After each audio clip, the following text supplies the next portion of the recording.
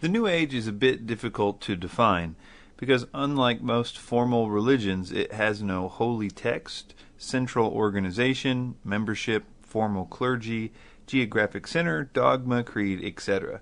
It's a network of believers and practitioners who share somewhat similar beliefs and practices. These beliefs can be added to whichever formal religion they follow, if any. In the last 10 years, the New Age has shifted out of the counterculture and into the mainstream of society. Today, its effects are felt in almost every aspect of life: medicine, politics, science, psychology, and even religion.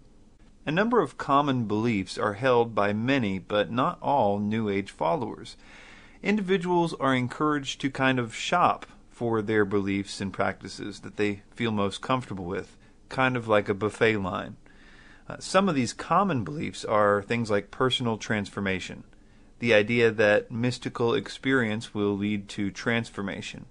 Methods to attaining that include things like hypnosis, meditation. Some believe that hallucinogenic drugs are useful to bring about and enhance this transformation. Believers hope to develop new potentials within themselves, the ability to heal oneself and others maybe, or psychic powers, new understandings of the workings of the universe, etc. Other common beliefs are divination and miscellaneous occult activity. Really anything occult. Astrology, tarot cards, runes, numerology, dream interpretation. I could go on and on and on. Channeling, which is allowing spirits to talk through you in order to get information. Channeling is actually really a foundational thing in the New Age, as we will see later. Pantheism. This is the idea that all that exists is God. And this leads really easily and naturally to the concept of the divinity or godhood of the individual or person, the idea that we are all gods. Reincarnation. This is the idea that after death we are reborn and live another life as a human, and the cycle repeats itself many times. Also, the human potential movement is the concept of cultivating extraordinary potential. Adherents believe that the net effect of individuals cultivating their potential will bring about positive social change at large. The idea of transcendental meditation, everybody getting together and thinking about a particular subject and it having some effect on society. UFOs. A huge percent of New Agers hold a completely unshakable belief in the reality of UFOs. Often that humanity was genetically engineered by UFOs, and that explains the origin of life. Again, all this is kind of like the buffet line of the New Age. Some New Agers believe only parts of this stuff. Some of them may not believe any of these things. But the New Age does have certain core beliefs. These would be beliefs that are really the glue that holds the otherwise chaotic differences of the buffet together. Also, many times people hold these beliefs that I'm about to name and don't even realize that they are core New Age beliefs. One of these core New Age beliefs is where the New Age gets its name from.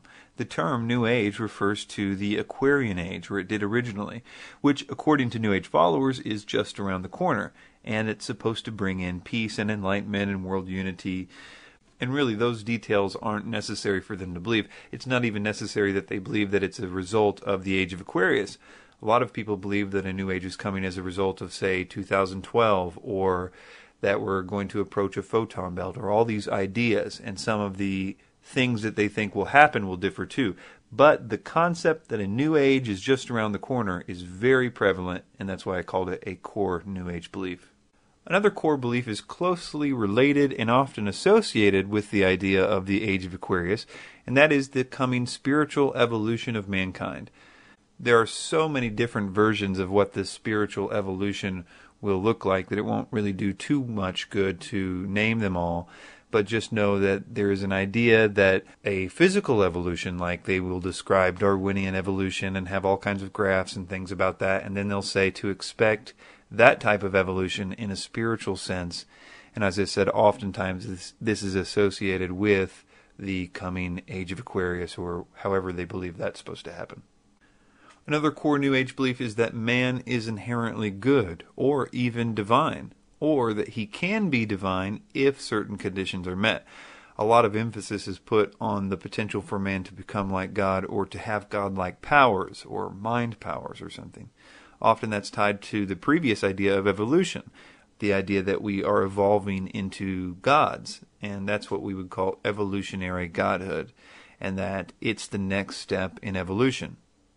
Another fundamental thing taught is that the Bible cannot be trusted as is, and that biblical Christianity is one of, if not the biggest problem that the world must overcome in order to have this new utopia. Sometimes those in the New Age talk about Jesus and Christianity in a good light. They especially did this early on in the New Age. A lot of Christian vocabulary was used, but none of them would say that the Bible is inspired or that the Bible means what it says. In fact, even if they didn't claim that the Bible was corrupted, they might claim that you have to interpret the Bible in this special esoteric way in order to get what it truly means. And they have a lot of antagonism and even hatred for those people that do believe the traditional biblical view. And that antagonism is really always under the surface in the New Age. But in the New Age, as I like to call it, the one that has begun to form after 9/11, has really become more overt and openly antagonistic towards Christianity and Christians. Very little peace and love from them on that topic. World unity or a coming utopia is always a part of it. Early on, it was Atlantis. You still hear a bunch about the return of Atlantis or the new Atlantis. There's often an economic unity involved there, a world government sometimes even a single world leader, especially within theosophy. But it's also hoped for in theosophy that that leader will unite the world into spiritual unity, that is a one-world religion. And this is one of the most talked about plans at the highest levels of those that promulgate the New Age, such as Alice Bailey. Also related to this is the term New World Order, a term which Alice Bailey used quite a lot to describe this utopia. She says that as the age of Aquarius unfolds, the New Age will develop, and that will be a utopia in which there is a world government, an end to wars, disease, hunger, pollution, poverty, and especially an end of all religions. Some form of Luciferianism. Usually this is hidden or allegorical or poetic, but it's always there. Some form of veneration of Lucifer and the characteristics that are associated with him, even if they don't believe in Lucifer. Most of the early New Age writers were open Luciferians, but nowadays this Luciferianism takes all kinds of different shapes. Usually they just reinterpret the Garden of Eden story in some symbolic way that makes the serpent in the story look good, yet they may have no belief whatsoever in God or Lucifer. For example, Michael Tsarian talks about the Garden of Eden story as if it is talking about genetic manipulation of aliens. Anyway, to make a long story short, Lucifer comes out the awesome, champion of the story, and God comes out the vindictive, evil God that was trying to keep them prisoner in the Garden of Eden. And I could go on and on about the way that Lucifer is venerated, whether it's in symbols or whatever. David Icke always talks about how the sun is going to change us in the future.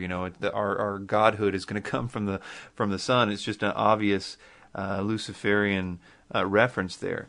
But another one is secret knowledge. That is a really key component to the New Age.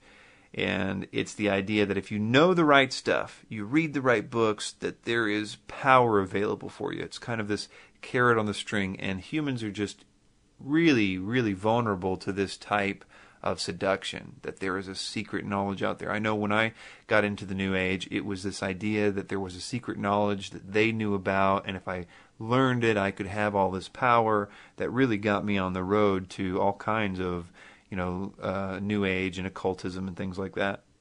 Okay, so in this talk, I'm going to be giving you a presentation essentially of my opinion on the purposes of the New Age movement from the satanic perspective.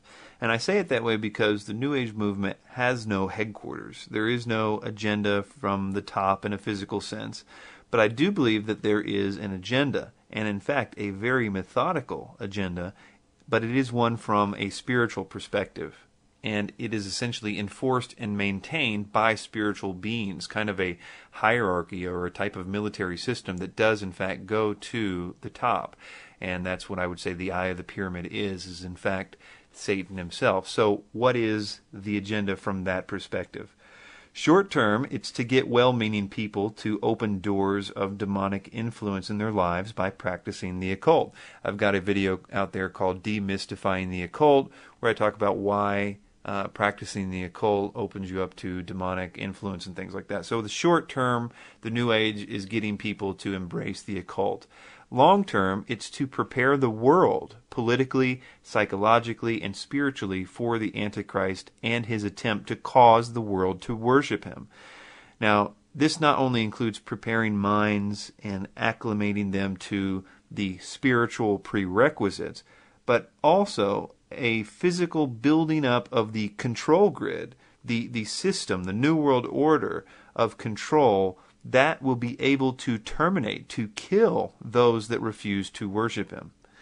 And this is why people seem to notice a very well-planned agenda behind what seems to be a totally unconnected movement. There is a plan in the spiritual dimension, and it is a plan that has been around for a long time. Some key points to be aware of as we progress is, first, that the New Age is sold to the public using pseudoscience. What that means is that it uses supposed facts and figures and charts and graphs and phrases like "scientists now know" to get people to think that the New Age beliefs are grounded in fact. And the interesting and kind of funny thing is that they rarely agree on what those facts are. For instance, let's take one of the most basic ideas in the New Age, the idea that a New Age is in fact coming.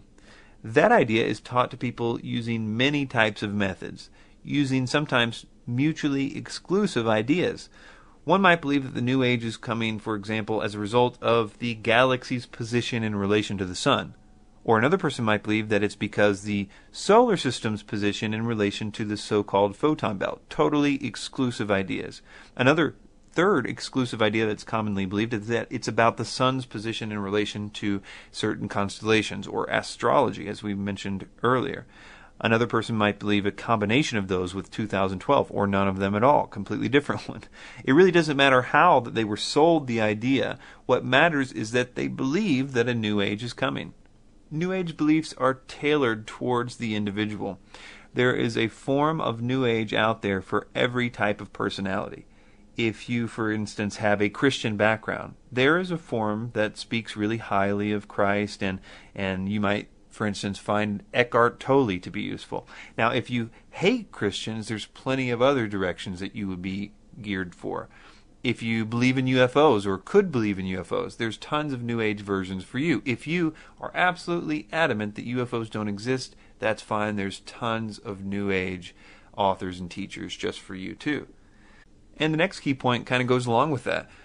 Even if you don't want to be called New Age or wouldn't associate yourself with a New Age belief, that's okay, because most of the people today that believe New Age principles don't call themselves New Agers or wouldn't associate with the term.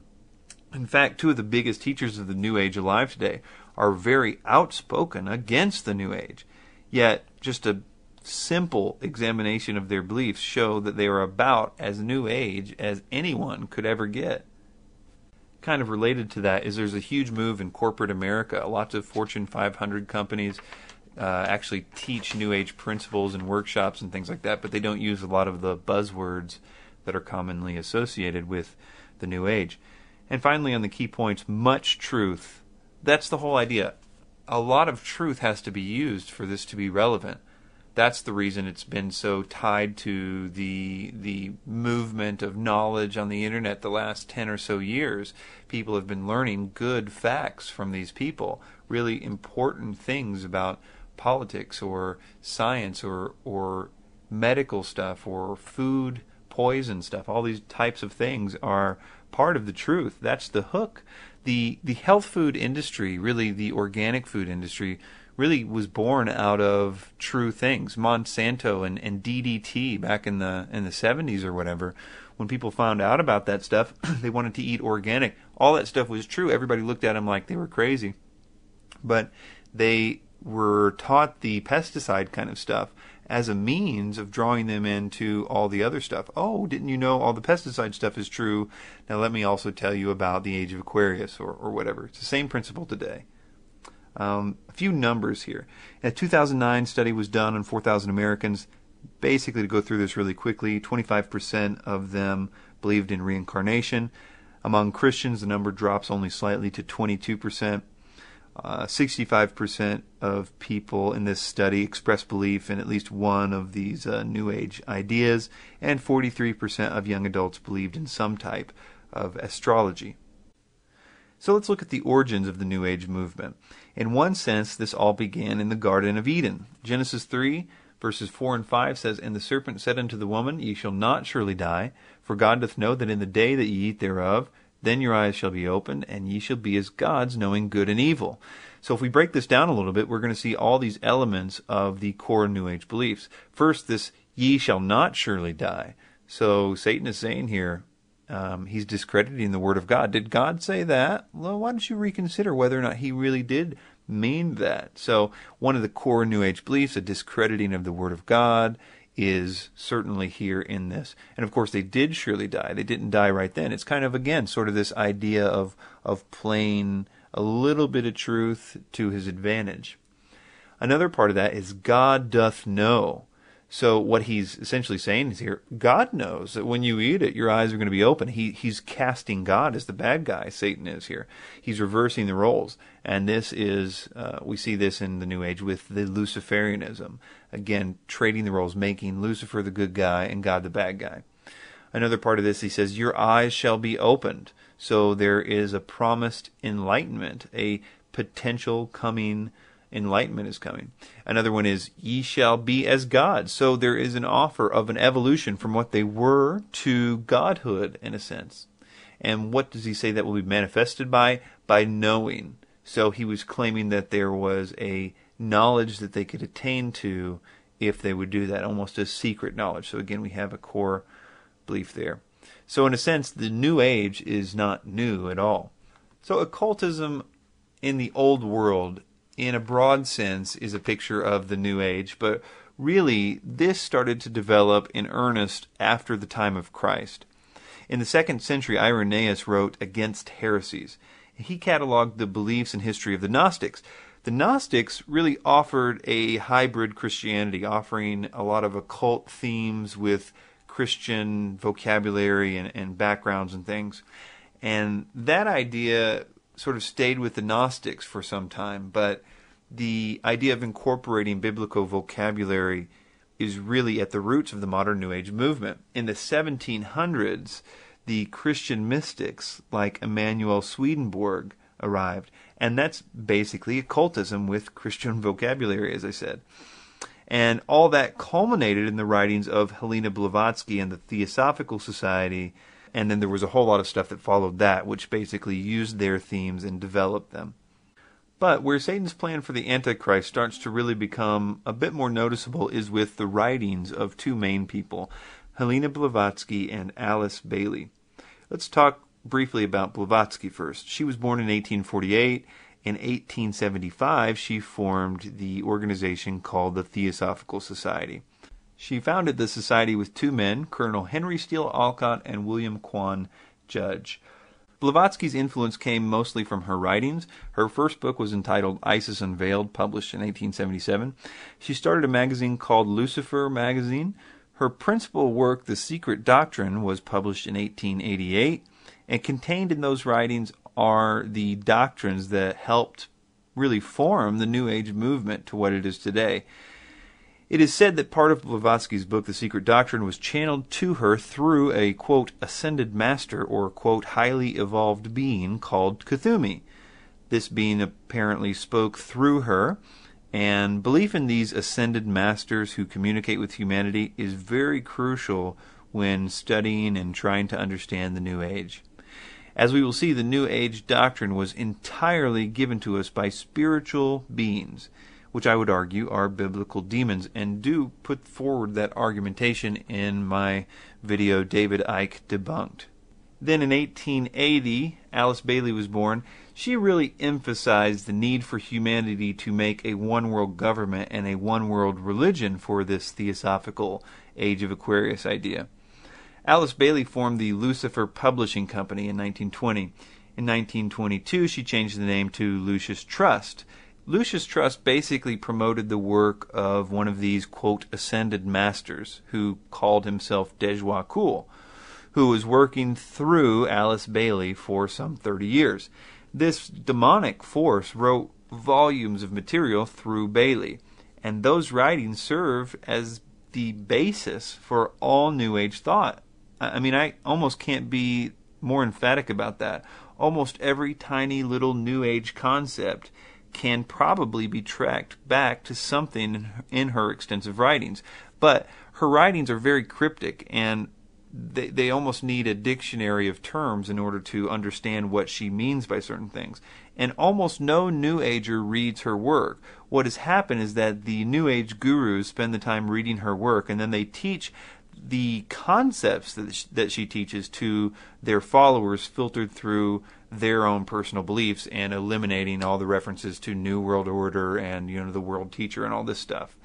Again, the New Ager does not need to know where this stuff comes from. They just need to believe the basic principles. Quoting Terry Melanson here, it says, Lucis Trust is a powerful institution that enjoys consultative status with the United Nations, which permits it to have a close working relationship with the United Nations, including a seat on the weekly sessions, but most importantly, influence with powerful business and national leaders throughout the world. Through its founding of world goodwill, Lucis Trust is, quote, aggressively involved in promoting globalist ideology. Here's a quick quote to illustrate just one aspect of her position regarding the coming world government and the control that it needed. She said, in the preparatory period for the New World Order, there will be a steady and regulated disarmament. It will not be optional. No nation will be permitted to produce or organize equipment for destructive purposes or to infringe the security of any other nation. Bailey was always referencing something called, quote, the plan. This not only called for steps to begin to influence world government, but it also included a plan to spread the ideas of the Luciferian New Age in preparation for a man that they sometimes called the World Teacher. This plan was admittedly to prepare the human thoughts to accept this new world order and new world ruler when he finally comes. One quote from her regarding this says, this must form the theme of all the propaganda work to be done during the next few decades, until the year 2025. A brief space of time indeed to produce fundamental changes in human thought, awareness, and direction, but at the same time a quite possible achievement, provided the new group of world servers and the men and women of goodwill perform a conscientious task. So we'll talk about this group later on, but what she's wanting them to do is to produce propaganda to essentially change human thought and awareness and direction in preparation for her new world order, in preparation for the world teacher. Another quote says, the day is dawning when all the religions will be regarded as emanating from one great spiritual source. All will be seen as unitedly providing the one root out of which the universal world religion will inevitably emerge. Then there will be neither Christian nor heathen, neither Jew nor Gentile, but simply one great body of believers gathered out of all the current religions. So you can see that she intends to produce propaganda to get the world to think the way that she wants them to think. I want to point out, by showing the Luciferian roots of theosophy, that it is their intense veneration of Satan and Lucifer and their hatred of God that I think makes it not all that unlikely that they could be used to promote this very important satanic aspect that is preparation for the Antichrist, because they were so given over to it. Helena Blavatsky writes that it is but natural to view Satan, the serpent of Genesis, as the real creator and benefactor, the father of spiritual mankind. She has a lot of quotes like this, but I'll just read a few of them. She also writes that Lucifer is the Logos in the highest. She writes that Satan is the God of our planet and the only God. She sums up on page 513 of The Secret Doctrine by writing, Lucifer is divine and terrestrial light, the Holy Ghost, and Satan, and that he is also our tempter, redeemer, our intelligent liberator, and savior. And it's not just her. Plenty of theosophists wrote these types of quotes. I have pages and pages of other theosophists like Alexander Fussell and N.C. Ram, from publications like Lucifer, Theosophical Magazine, just lavishing praise for Lucifer or Satan. Now we're kind of finished with the history of the New Age and what it's about, and we're going to transition now into how that relates to the Antichrist. So let's start off by just naming a short list of the Antichrist's objectives. First, a world religion in which he forces everybody to worship him. This is seen in many different places in the Bible. Also, a world economy and bureaucracy that requires submission to him. Not just any economy, but an economy that is essentially predicated on submission to him. We see this with, among other things, the mark of the beast. No one can buy or sell unless they have it. They have to get it on the right-hand forehead. A lot of red tape there, a lot of people that have to be involved in that. Not to mention you have to have control of the buying and selling in order to limit who gets to do it. Also, we see a total elimination of Christians. And we see this in a number of places. Revelation 12, Revelation 13. Now, if you look at this list, I hope that you're struck with the impossibility of this mission in the current world that we live in. And I know a lot of people are saying, no, wait, a world religion and a world economy, this is just right around the corner. All this stuff could happen any minute. And I want to take a look at that idea. We would say, okay, let's say, for instance, with the world religion, the ecumenical movement is the precursor for the Antichrist world system, or perhaps, Muslim extremism is the new coming world religion. And I agree that some of that has a part in this. We're still a million miles away from an ecumenical movement or anything like that that's going to cause everybody to worship a one-world dictator as if he is higher than God himself. No ecumenical movement of the Catholic Church or no Muslim extremism is going to cause people to freely and desire to give their worship to a single man. We are a million miles away from that happening. If Muslims come over here and try to kill us all with the sword and try to get us to convert at sword point, that doesn't explain so much of the Bible, which seems to suggest that much of the world is seduced and desires very much to be a part of this new system. Something significant is being told about in these passages, something different than what we're seeing. You might say also in the same idea that the world economy is right around the corner. I mean, all this stuff is going to, one world currency and all this stuff, and I would say, yeah, maybe that is. It could easily happen very, very soon, but not a world economy that requires you to pledge your allegiance to one man and to give one man your worship. That would be a hard sell to militant atheists or radical Muslims or Buddhists or Catholics or anyone these days. A one world economy, sure, but not a one world economy that is based on the worship of a man. Also, you might say that the killing of Christians could happen any day. After all, there's persecutions going on right now in other countries. You could say there's lots of anti-Christian attitudes that are getting awful, neo-atheism, radical Islam again. But no matter how bad that it gets, in this current paradigm that we live in, when we're all ostensibly trying to live green and be politically correct, something different must occur for the entire world to be okay with a total religious genocide. What I'm trying to get everybody to understand is that this system will require a catalyst, an event or set of circumstances that will change everything about how the world views religion and God. Now, you have to think big, because nothing less than a total world paradigm shift will get this politically correct world to willingly and knowingly agree to unite together in worship of a man and be agreeing to kill those who do not want to do that. Alice Bailey, or rather the demon speaking through her, recognized that the world teacher, or Maitreya, would need a monumental change in the paradigm of the world in order to accept him.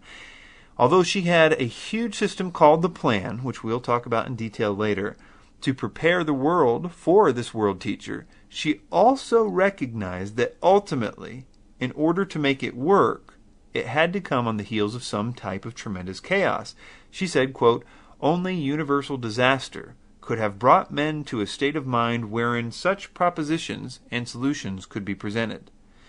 She also said that they, speaking of these spiritual beings like the coming world teacher or the Maitreya, they come in times of crisis. They frequently create crises in order to bring an end to the old and the undesirable and make way for the new and more suitable forms for the evolving life of God immanent in nature.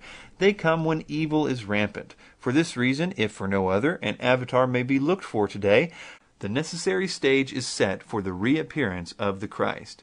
So again, she's saying that the order of the phoenix, basically, this phoenix, will rise out of the ashes of the chaos. And real briefly, that is what I think this symbol means. The double-headed eagle of Lagash is essentially a double-headed phoenix that rises out of chaos. The order Ab Kal means order out of chaos. I think this is representative of the satanic trinity. The 33 upside-down pyramid there is representative of Satan. And Satan, as it says in the Bible, gives his authority to this beast. The beast is the false prophet and Antichrist, which is 666. His third is 33.33333. And I think that is what is represented by the number 33. But this is really a side issue. The main thing that I wanted to say here is that chaos is the thing that's going to bring this order of their phoenix.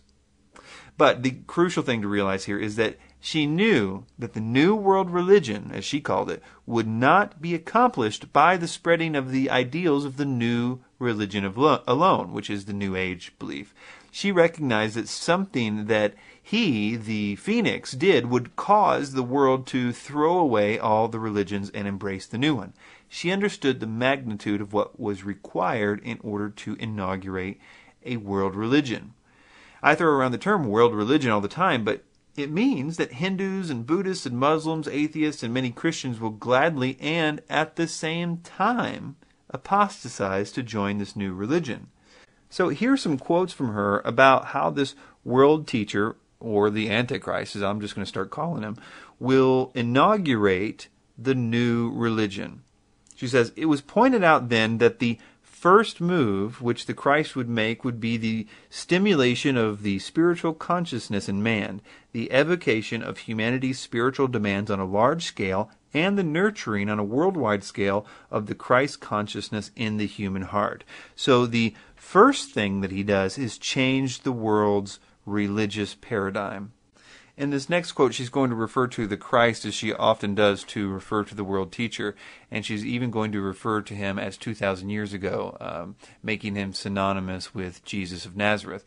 But she would be the first to tell you that she doesn't think that it's the same Jesus that the Christians believe. She's got a long story, so don't let it confuse you when she calls him the Christ, because she certainly doesn't, and Theosophy definitely doesn't think that he is the same Christ in the way that we think about him. She says, "The motivation for this reappearance is complete and settled. It is clearly perceived by the Christ. The work initiated by him 2,000 years ago must be completed.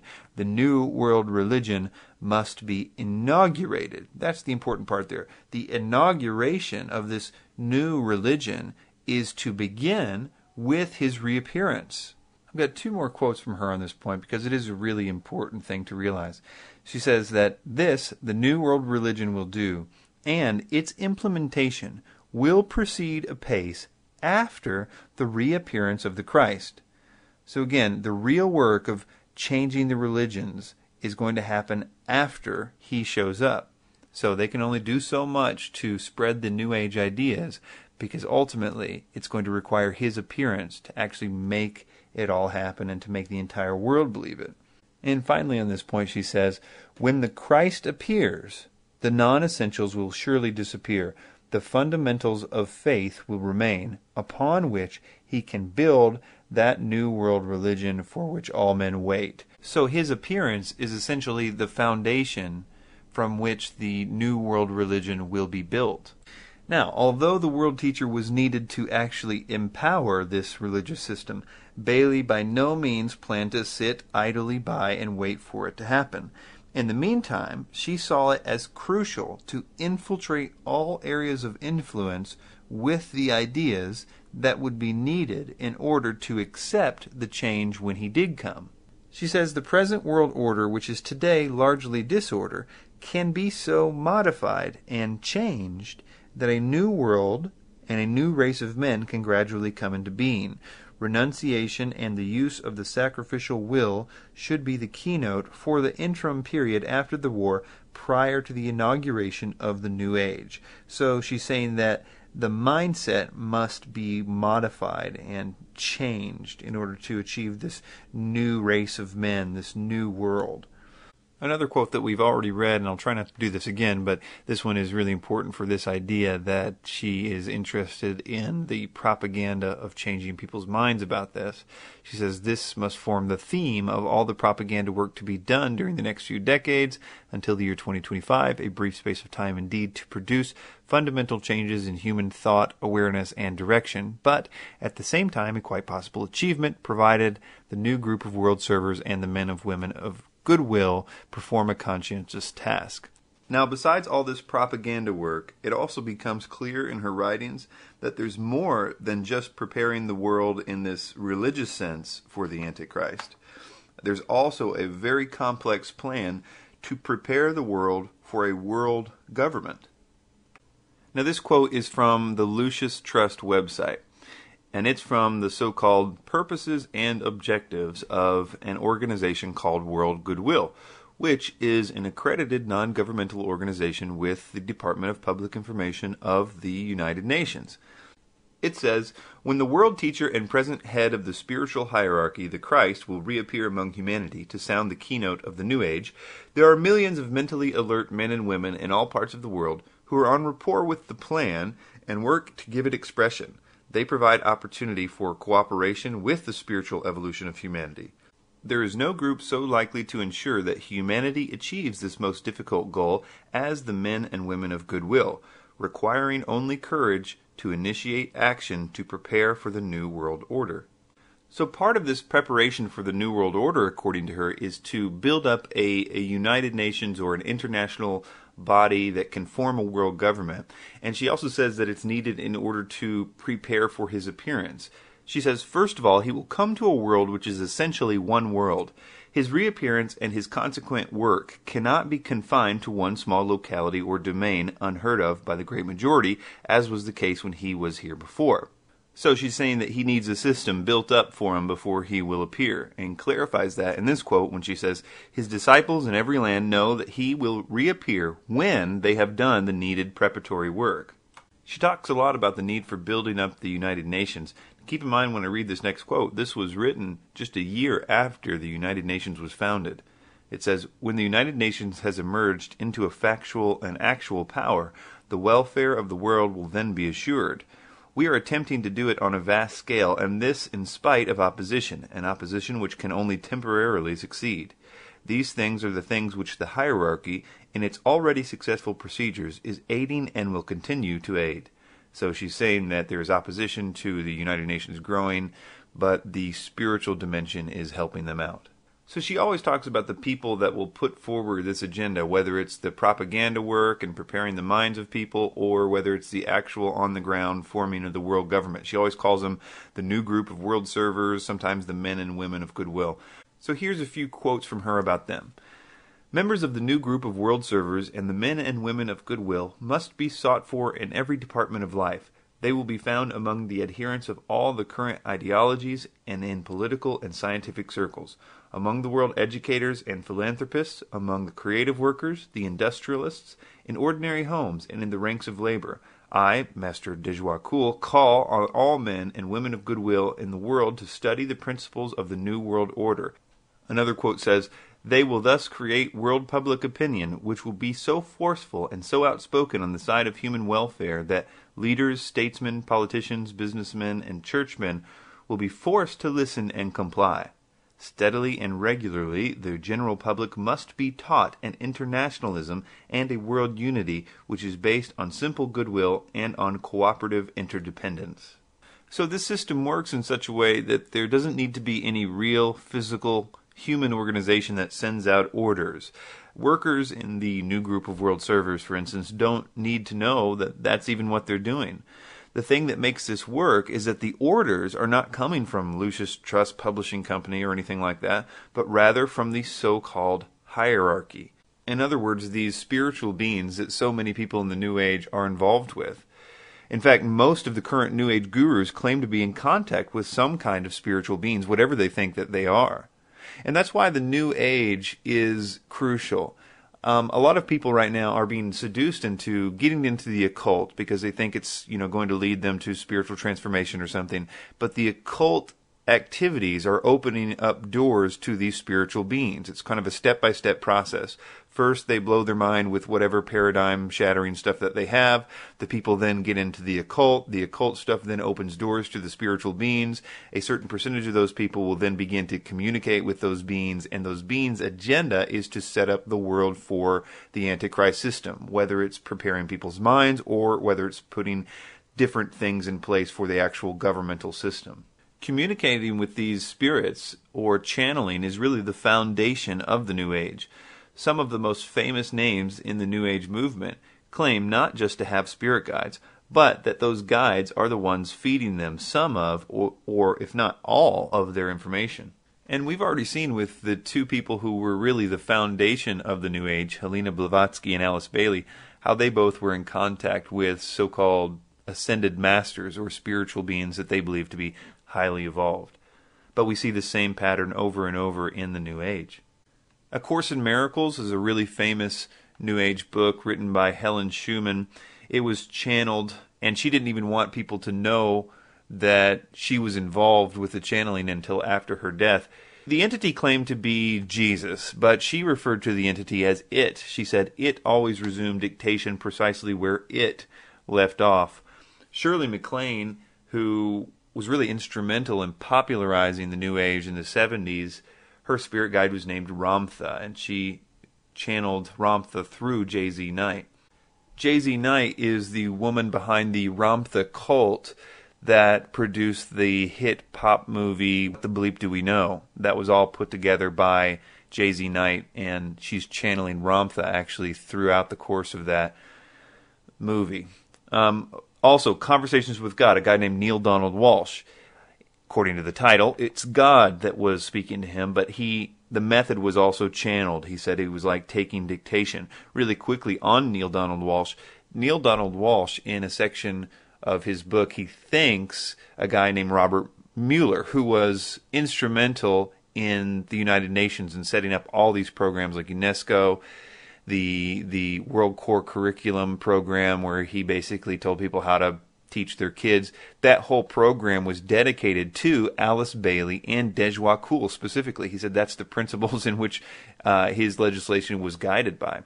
So really interesting connection there to Neil Donald Walsh and Alice Bailey. Aleister Crowley wrote the Book of the Law. He attributed that particular book to a spiritual being named Hiawas. Edgar Cayce, Levi Dowling, both the Akashic Records or the Universal Mind. The Seth material, very seductive set of material written by, as you would guess, Seth. It's actually pretty sad. The lady who was forced to write this by this entity, really, it destroyed her life. It's a very sad story about this entity and basically taking control of this woman. David Icke also has spiritual beings that, when you really look into it, and I detail this a lot in David Icke Debunked, that really control all the information that he gives people. And the sad thing about it is he never questions who these entities are. He literally says he doesn't know and he doesn't care who they are. And we really could go on and on with this list, especially in regard to the modern New Age or truth movement. People like Jordan Maxwell and the Pleiadians that he believes he's been in contact with, or David Wilcock and the Egyptian god Ra. Or if we got started on 2012, I have a video out there called The Interesting Origin of the 2012 Theories, in which all that stuff came to us either from, supposedly Quetzalcoatl or some various names like Logos, or all these different spiritual entities essentially told the people originally to go start telling people about 2012. There's rarely anything in the modern New Age movement that we haven't been handed on a silver spoon from these spiritual entities. 1 Timothy 4 verse 1 says, "In the latter times some shall depart from the faith, giving heed to seducing spirits and doctrines of devils." So, what are these doctrines of devils, and what do they have to do with the latter times, as it says here in this verse? I've read a lot of channeled material, that is, material that the author claims they didn't write, but rather a spiritual entity wrote through them. And when you read that type of material, it has very common themes. First, it's very seductive, it's very intelligent, but the themes that are there are very consistent. And I'm just going to put this list here. This list should actually look somewhat familiar to us because it's very similar to the core New Age beliefs that we looked at earlier. So here's a list of the things that are very, very common in material that comes from channeled spiritual beings. They seem to be very focused on these 5 things. Number 1, the New Age will replace the old one.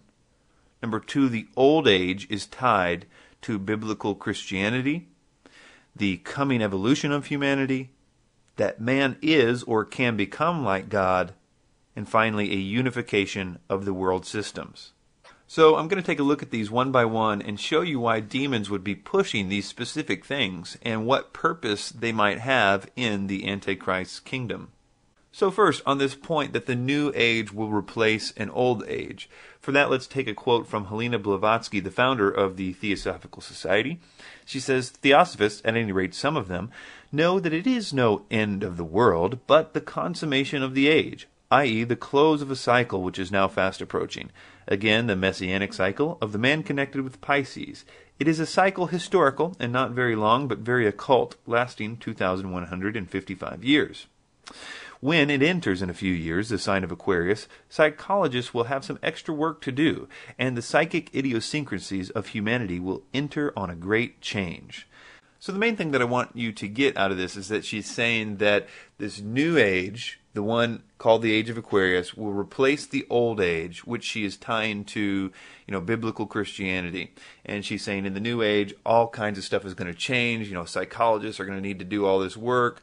So this new age will replace the old one. That's the main thing that I want you to get out of that. But we're going to have to take this opportunity real quick to debunk this fundamental idea of the new age. That is the age concept, which I will demonstrate is a very modern idea and something that no ancient person would make the claim of. But we need to really understand what she's saying there because it's a fundamental principle of the New Age that is totally wrong. So you can look at that backdrop there on the screen. You've got Aries and Pisces and Aquarius. All these are constellations. Now, you can see there on the bottom the horizon. That's the Earth, what it looks like from the Earth's perspective. Now, over a 26,000 year period, because this is changing as a result of the precession of the equinoxes or the wobble of the Earth. So the Earth wobbles and completes a wobble every 26,000 years. And as a result, the stars that we see on the horizon shift. So the concept is that on the equinox, wherever the sun breaks free from the horizon, if you're watching the sunrise, wherever that is, whatever constellation is in back of that is whatever age that we're in. And there's a lot of debate among astrologers as to exactly when we will enter into the next age and all that. But first I wanted you to understand what they're claiming when they say we're in the age of Pisces right now and we're about to enter the age of Aquarius. That's essentially how that they are mapping that age shift. Now I'm going to read to you a refutation of a woman named Acharya S., who was behind a lot of the information in the Zeitgeist films, very popular on the internet. And he is a professor at the University of Chicago of astronomy and astrophysics. He's writing a book on Renaissance astronomy. I could read a lot of his credentials, but to make a long story short, he's very qualified to answer Acharya S.'s and basically Helena Blavatsky's claim that the Bible was written to describe the age shift because it's a physical impossibility for a number of reasons. So I'm going to really quickly read this rebuttal from Dr. Noel Swerdlow, and then I'm going to discuss Acharya S.'s response to it because I think you'll find that interesting as well. He says, "In antiquity, constellations were just groups of stars, and there were no borders separating the regions of one from the regions of another.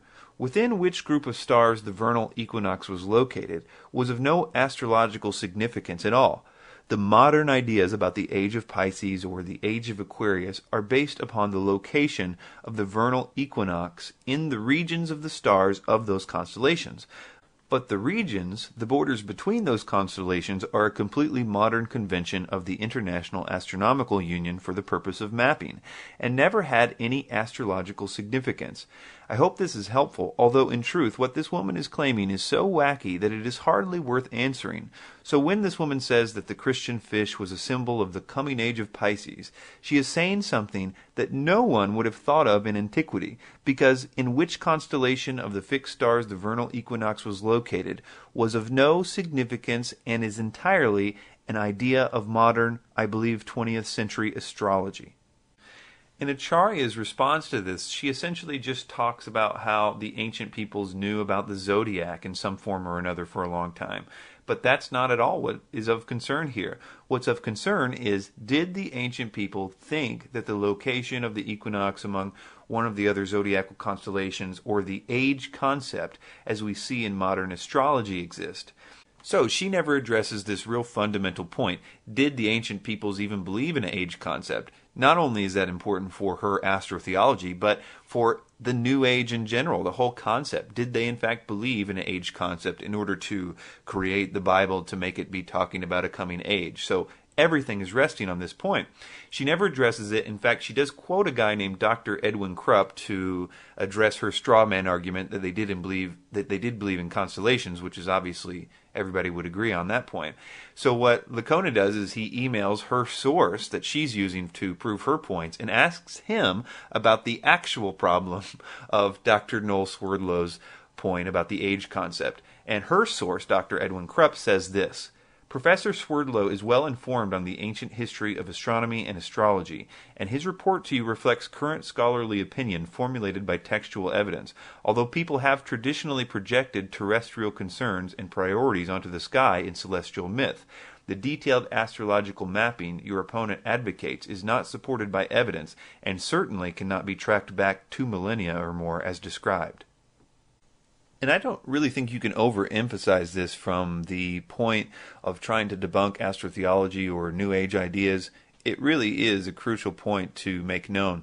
But unfortunately, it doesn't matter if you take this idea of the age of Aquarius away from them, because they have been selling the idea of the New Age using so many different contradictory ideas that if you take this one away, they'll still have any number of outs. For instance, maybe 2012, or the idea of entering into a photon belt. All of these specifically have been debunked too, but there's just such a sheer number and widely held belief that we are entering into a new age that unfortunately it doesn't do all that much good to debunk this primary idea of the age of Aquarius anyway. But the next part of this is something that you're going to see in the channeled material, and I mean, they spend pages and pages and pages on this concept. Once they introduce the idea that a new age is coming, the next step is to show that the old age has failed. I think Alice Bailey really sums up the importance for preaching this when she says, "Only universal disaster could have brought men to a state of mind wherein such propositions and solutions could be presented. The general recognition that the old order has lamentably failed is most valuable."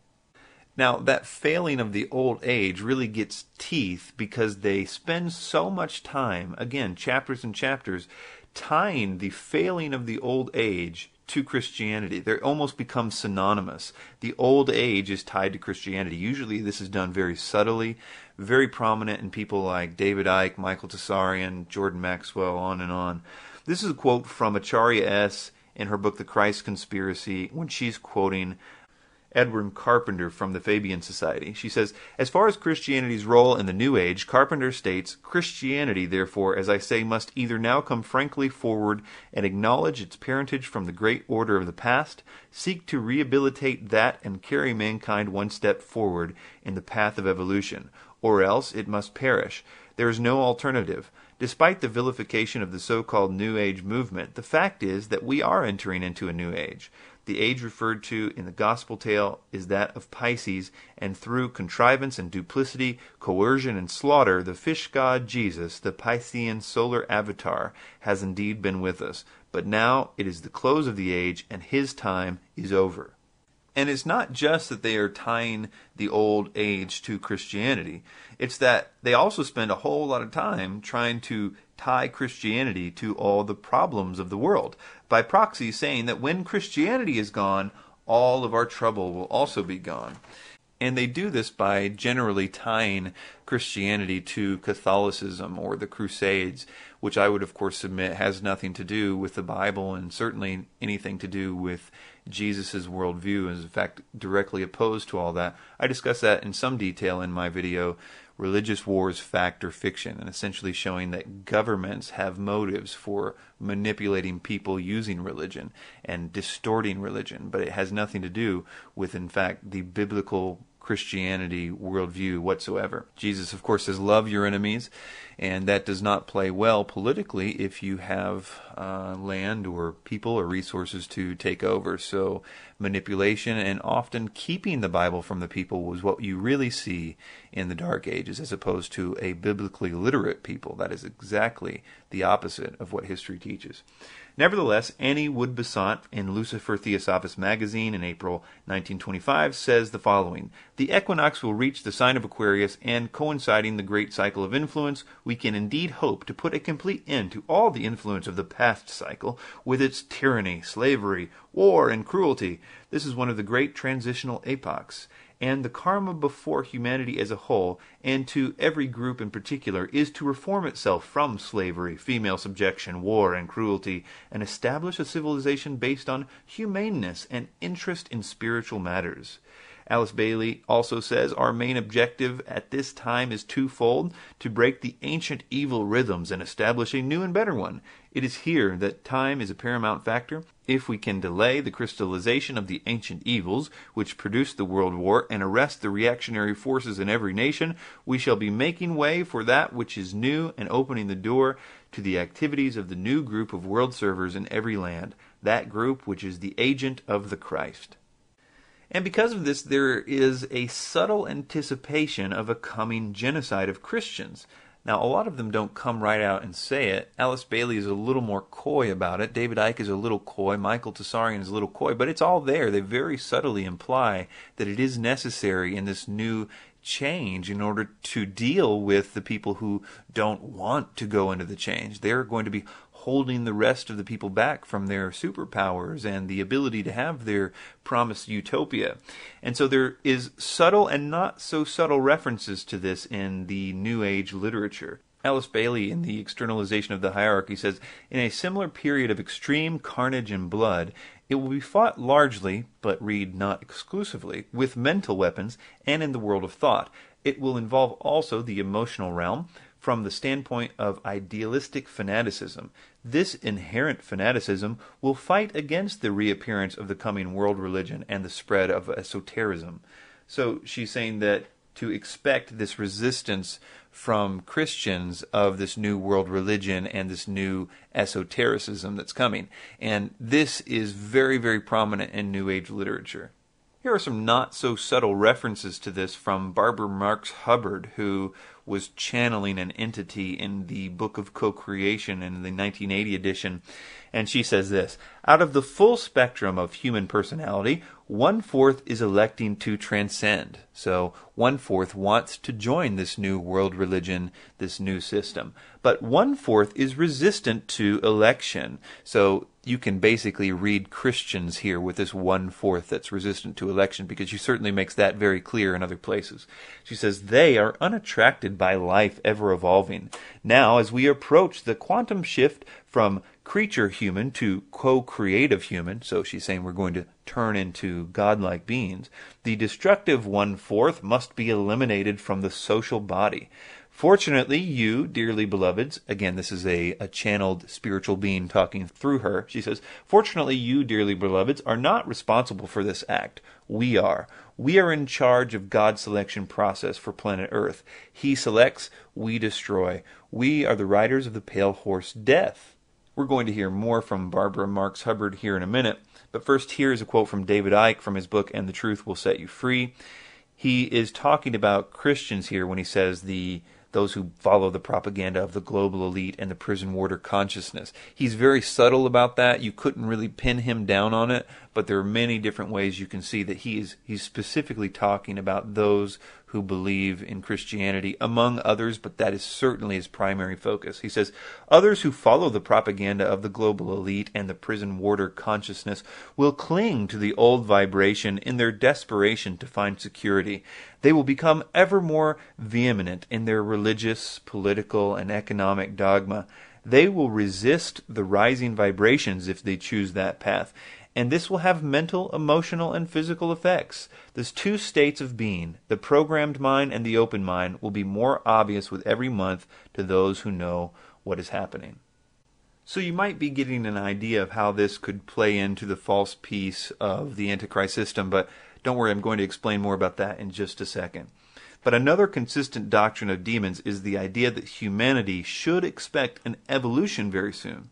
Often this idea is preceded by a long explanation of regular, Darwinian-type evolution, like in the case of Barbara Marx Hubbard, who we just read. That's a big part of her presentations, is explaining regular evolution and then saying that, since species evolve, we are also about to evolve into something new. But that's not always how it's done. Sometimes they say that we're not actually going to look different, but only our spirits will evolve. Others say that we will actually be changed into light beings and no longer exist on the physical plane. All kinds of variations about that. So I mention all that just to show you that it doesn't matter how you come to believe that a spiritual evolution is coming. What is important is that you believe it. And another aspect of that is that this spiritual evolution is supposed to be based on your religious preferences according to them. We just read all those quotes where it was saying that, these certain people, they will choose not to evolve, and the reason is because they were stuck in the old system. They were too brainwashed by the old system. So that's code for these Christians wouldn't give up their Christianity and wouldn't join the utopia and therefore become the world's greatest enemy. I want to quickly point out why the Christians won't join this new utopia, even if it looks really, really good and really solid. The reason why it's specifically Christians is because it was specifically Christians that were warned about this false utopia that will pretend to be good and look good and everything about it will seem good, but they have been warned that it isn't good. And that's a criticism that people often say about Christians in the Bible. They will say, well, the Illuminati wrote the Bible because they want to get everybody to believe that it's the return of Christ. And so they'll essentially, think that the New World Order is good. But that explanation makes no sense if you've actually read the Bible and understand prophecy. What it's saying is, yes, Jesus is going to return, and before that, Armageddon and everything happens. But before that, there is going to be a false utopia, a false peace, a false world government, a false world religion forced on everybody, and to resist it at all costs because it isn't what it seems. That's the element that people seem to forget when they're putting that charge on the Bible and saying, well, the Bible was written by the Illuminati. If it was, then it's the most ridiculous thing for them ever to do because it is essentially the most anti-New World Order document on the face of the planet. So getting back to this idea of the spiritual evolution of humanity and this new system, the idea is that every good thing is going to be possible in this new Atlantean system. All wars are going to be over, all the people are going to live in peace, and as a bonus, everyone's going to have superpowers as well. David Icke literally quotes a demon at the end of every one of his lectures. This quote is pretty much indicative of a lot of the channeled information, but I just wanted to read it to again solidify the mindset that's being taught here. He says, in 1990 I experienced this, and it stood the test of time in my experience. It says, my own allegiance to your planet goes back to the Atlantean period. As the energies around your planet quicken, so these latent energies. These energies that were withdrawn were now being phased back in. They will gradually be awakened as the consciousness level of your planet raises itself. Those of you who are working together to raise your consciousness, you will be able to hold more and more refined vibrations, and the energies themselves contain the knowledge which is beginning to surface again in your consciousness. Many of you will remember the Atlantean times. You will remember you communicated with, say, dolphins and whales. You understood these sentient creatures. You could levitate. You could manifest things. You could cause spontaneous combustion, not by miraculous means at all. Once you know what you're doing, these things follow. It is a matter of order. Now I am looking at a time on your planet when these energies are reawakened and reintegrated into your consciousness. And here's a few more quotes about this idea that the evolution is only going to affect those who can agree with the new system. Here is Barbara Marx Hubbard again. She says, "The end of this phase of evolution shall come. All will know their choice. All will be required to choose. All who choose to be natural Christs will be guided from within as to how to proceed. All those who choose not to evolve will die off. The kindergarten class of the earth will be over." So again, the idea is that this spiritual evolution is one that people are either going to choose to embrace the new system, the new utopia, the new world religion, or they will choose not to. So the evolution in the future, according to all the channeled information, is all about essentially your religious preference. In fact, there's a lot of suggestion in this channeled material that everyone else's evolution and their superpowers, etc., are being held back by those who are still holding on to the old age. So the Christians or the people that are choosing not to evolve into this new system are going to prevent the other people from getting their evolution. David Icke says, "We are now entering a period of fantastic change, and the happening of events are speeding up all the time. We have two challenges here in front of us. People have to get access to that information and to start to realize who they really are and the nature of life, that we can go into this stage two, which is this incredible consciousness shift that's going to happen and is happening with many people already, but can happen for everybody if we open up to the knowledge of what's going on. And to do that, the edifice of suppression has to go." Bill Cooper, studying all this stuff, said, "But this callous disregard for the right to life of every human on the planet has been predicted before in the New Testament. John was moved to write, 'Yea, the time cometh that whosoever killeth you will think that he doeth God service.' The New World Order, ladies and gentlemen, will sail in on a sea of blood." The next doctrine is that man is or can become like God. So here are a few quotes from channeled material. Ramtha, speaking through J.Z. Knight, said, "What be you? You are God." In A Course in Miracles, it says, "Jesus became what all of you must be. Is he the Christ? Oh yes, along with you." Benjamin Krim said, "Man is an emerging God." So you've got the evolutionary godhood idea there. By the way, Benjamin Krim also wrote a book called The Reappearance of the Christ and the Masters of Wisdom. That has nothing to do with Alice Bailey's book, The Reappearance of the Christ. And in my estimation, Benjamin Krim is essentially just a fanboy of Alice Bailey. He's really of no real significance in this whole scheme of things. And I talk a little bit about that in my video Straight Talk about Maitreya. Also Benjamin Krim Debunked. It's the same video, just a different title. And the final doctrine here is world unity. You see this in almost all channeled material. There's some type of unification of world systems promoted. Often it is associated with a utopian ideal or some kind of Atlantis connection, a resourceless economy or something. We've already seen a lot of examples of this already in some of the material that we've already quoted. So I'm just going to jump right into how some of these doctrines are going to specifically play into the Antichrist system. So we'll take these first two together. The idea that the New Age will replace the old one, and the old age is tied to Christianity. This one has more of the concept of kind of scraping off the old paint before you apply the new paint. Both of these have, application to getting the world to reject God. The Antichrist will be instituting a new religion, one that mocks the idea of the God of the Bible. Eventually, he will declare himself to be higher than God, higher than anything called God. Daniel 7, Daniel 11, 2 Thessalonians, Revelation 13. So he will need to thoroughly convince the world that the God of the Bible has been completely discredited.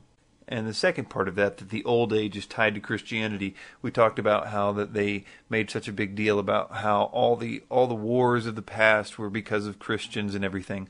So part of the strength of his kingdom will be the apparent new victory of their separating themselves from that old system, that age of Christianity. So it will, in a sense, be defined by its rebellion against the Bible.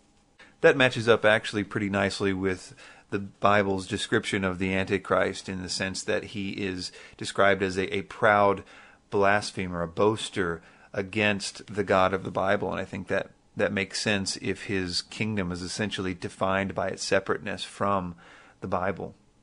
We'll take these next two together as well. First, the coming evolution of humanity, and that man is or can become like God. So how do these relate to the coming Antichrist system?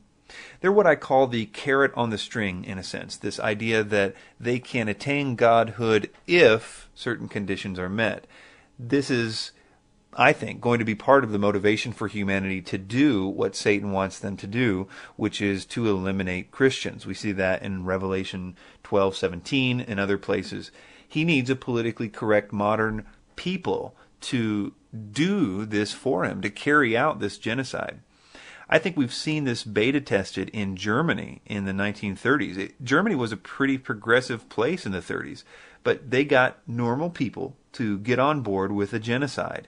And they did it really based on the idea of this coming evolution. The idea that they were helping the world evolve by eliminating the unfit.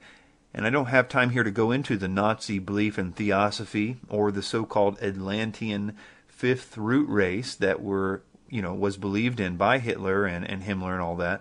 But I do detail that a little bit in my video, David Icke Debunked. But let's just say that this idea of getting people to be on board with a religious genocide has been beta tested, and it worked. Except next time it's going to be on a much bigger scale and far worse in its severity. And this last one is easy. Almost all the descriptions of what the Antichrist will do in the Bible require a physical world unified system. From implementing the mark of the beast system and governing of the buying and selling, the Antichrist will try to change the set times and laws, Daniel 7. He's going to need manpower and a police state structure to carry out the genocide. It says that the Antichrist will gather the kings of the earth and their armies together to make war against Jesus Christ as he returns, Revelation 19. Plus, Revelation 13:7 says quite plainly that the Antichrist will rule every tribe, people, language, and nation. You may remember earlier that I mentioned that something big would have to happen in order to change this world as it currently is into a world that would gladly do these things. I mean, a world economy, sure, might be right around the corner, but not a world economy which forces everybody to pledge their allegiance to a particular man, or, there is anti-Christian sentiment out there, but not anti-Christian sentiment that will lead to all the world deciding to kill all Christians. So something big is needed to happen, and I'm going to propose how this could be done. There are surely numerous ways that could happen, but I want to share with you a way that I am personally convinced that it will happen. Although, listen, I want to stress this. I am not dogmatic about it. I wouldn't be surprised if this all came together in a completely different way, but I do feel that I should share how I think this paradigm shift could happen. I think it could be done with an alien or UFO deception. Again, deception is the key word there. I'm not proposing to know what form this deception will take. It could be a number of options, like aliens, supposedly showing up, stepping out of craft, landing on the White House lawn kind of thing. Or it could be some sighting of craft, perhaps hovering over different cities like we've seen in different movies. It could be some discovery on Mars or another planet, or some other quote-unquote proof of life on other planets. It could be some archaeological discovery, perhaps in or around the pyramids or something similar to that. It could be a holographic event, which, of course, the technology of which is apparently available anyway. It really doesn't matter. The effect of any one of those things would be the same. And it's the effects of this proposed event that I want to talk about. It should be noted, as I've explained many times, that I do not believe that what people experience as alien abductions are actual aliens from other planets. Here's some quotes from some interesting people. Interesting because they are, members of the military or really heavily involved in the study of UFOs, but they're not necessarily Christians. Some of them obviously not Christians, but they have studied the UFO phenomenon in depth. The first one is from Arthur C. Clarke. He says, one theory which can no longer be taken very seriously is that UFOs are interstellar spaceships. George Crichton, in a 1992 Flying Saucer Review policy statement, says, there seems to be no evidence yet that any of these craft or beings originate from outer space. Lynn Cato, in an Air Force document, says a large part of the available UFO literature is closely linked with mysticism and the metaphysical. It deals with subjects like mental telepathy, automatic writing, invisible entities, as well as phenomena like poltergeist and ghost manifestation and possession. Many of the UFO reports now being published in the popular press recount alleged incidences that are strikingly similar to demonic possession and psychic phenomenon. Dr. Pierre Gurin says UFO behavior is more akin to magic than to physics as we know it. The modern UFO-nauts and the demons of the past are probably identical.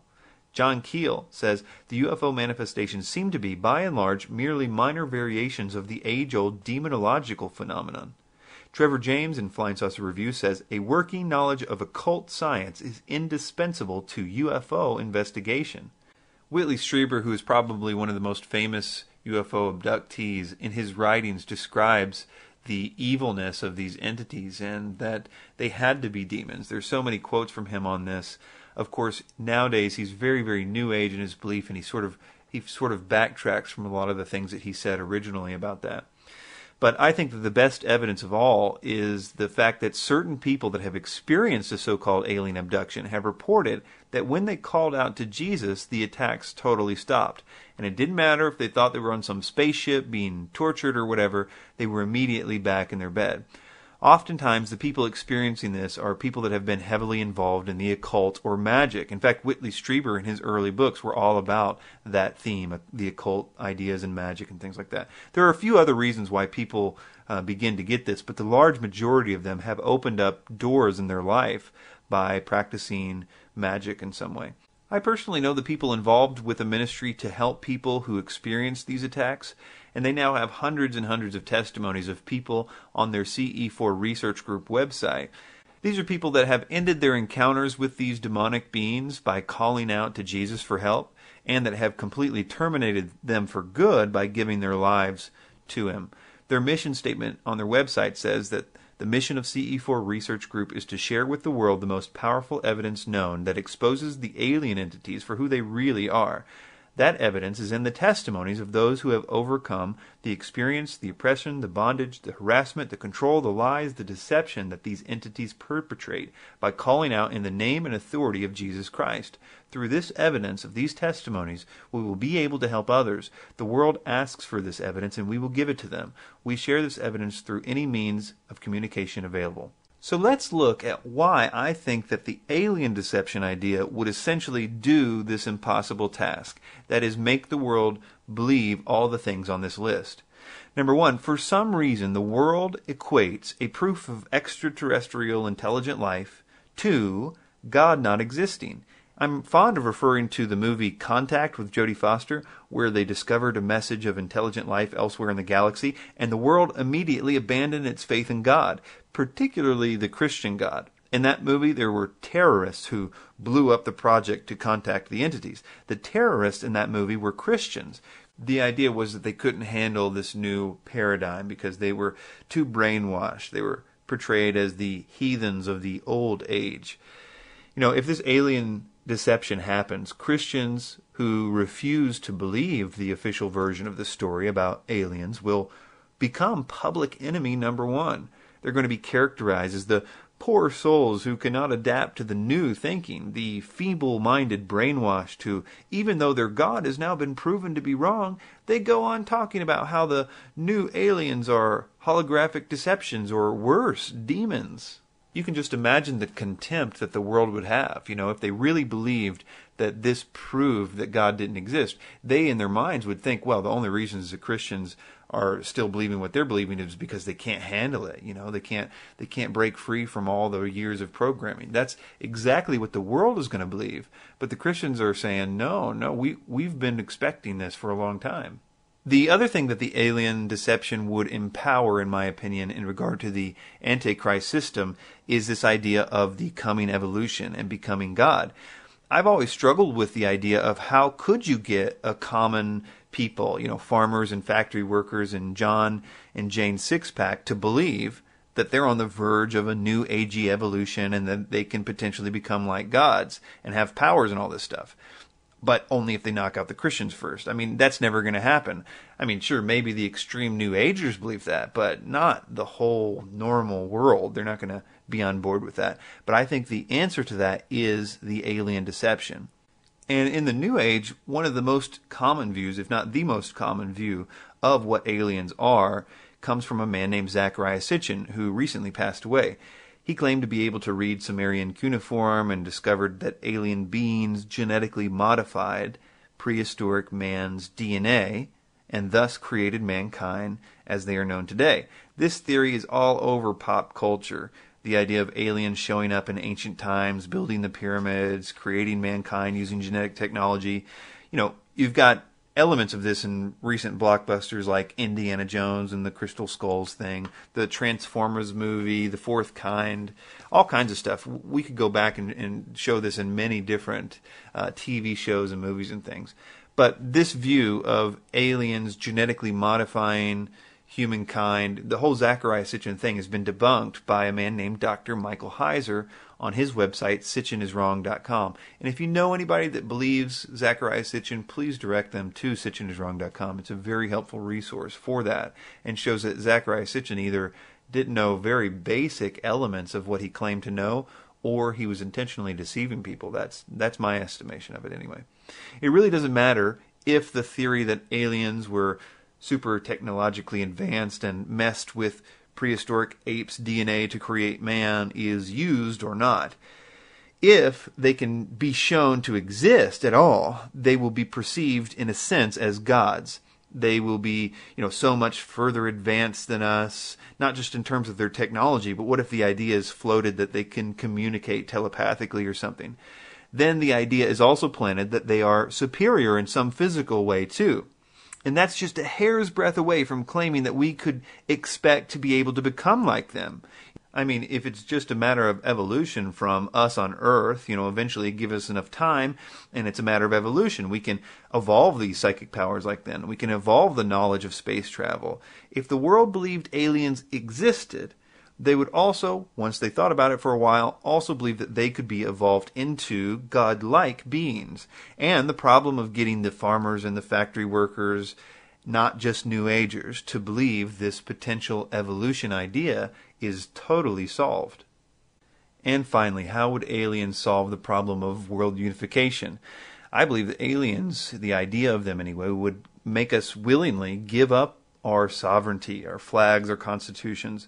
We would believe ourselves to be part of a new galactic family. We're Earthlings, not Americans and Egyptians or whatever. It would make national sovereignty totally obsolete.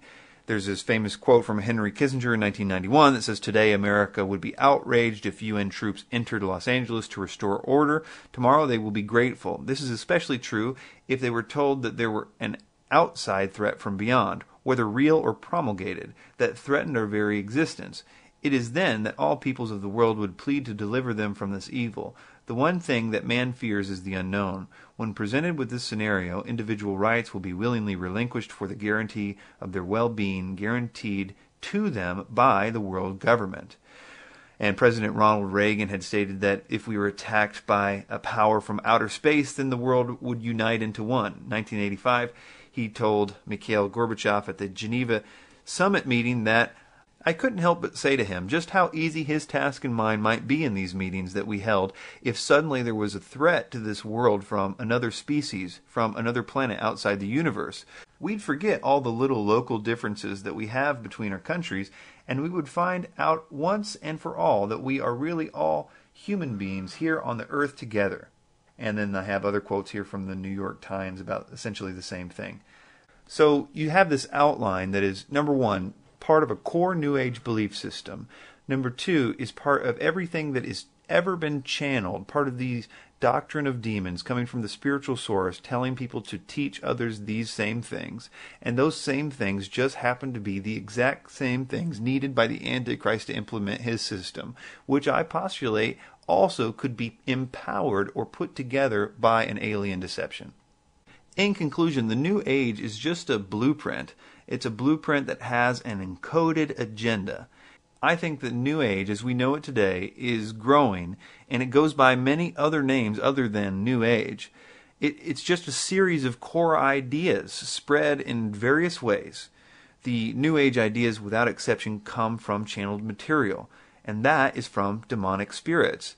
And those spirits are under orders, kind of like a military system, to set up the kingdom from which Satan will force the world to worship him. The good news is that this has all been foretold, and we know who wins. Christ is absolutely victorious in this battle of good and evil. And in light of this immensely important time and the great battle that lies ahead, I implore you to be reconciled to God through Jesus Christ.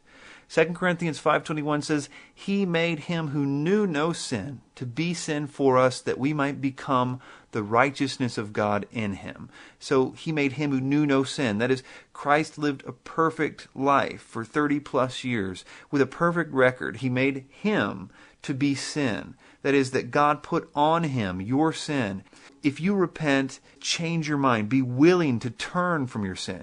You might not have the power to do it. You might not be able to do it very well, but you must be willing to do it. And that same willingness, that same turning is also turning towards the Lord and being willing to make him the Lord of your life. So if you repent and believe this gospel, then when he looks at that cross 2,000 years ago, he sees your sins. And when he looks at you, he sees the perfect life that Christ lived. So we give Christ our sin to be punished by a just and good and loving God. And he gives us his righteousness so that we can enjoy the rightness before God that he deserved, not us. That's why it said in Romans 8:1, there is therefore now no condemnation to those who are in Christ Jesus. He will give you a new nature. It says that if any man is in Christ, he's a new creature. This new nature has new desires. You won't be perfect, but you will begin to be perfected. And it's a process that will last the rest of your life. And you're going to walk in the love and the forgiveness and the peace and fellowship with God. So lay down your rebellion. Lay down this rebellion against this King of Kings. Trust in Christ for your salvation, redemption, forgiveness, and freedom from the bondage of sin and the fear of death. Thanks for your time.